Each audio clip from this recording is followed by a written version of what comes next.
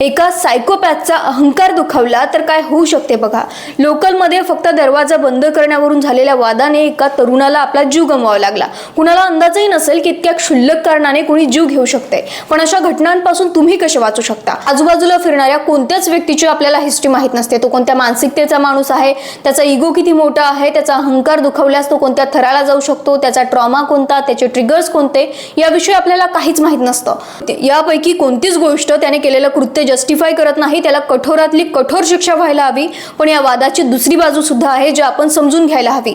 लोकलने रोज धक्के खाणारा व्यक्ती कोणकोणत्या गोष्टींचा राग तुमच्यावर काढू शकतो? वाढलेली महागाई, नोकरीचे टेन्शन, EMI भरायचं आहे, करिअरचे टेन्शन, पर्सनल लाईफमध्ये टेन्शन, या सर्व गोष्टींचा राग त्याच्या मनामध्ये असू शकतो आणि तो तुमच्यावर स्फोट म्हणून निघू शकतो. अशा परिस्थितीत अनोळखी व्यक्तीचा नेक्स्ट मूव्ह काय असू शकतो याविषयी आपल्याला काहीच कल्पना नसते.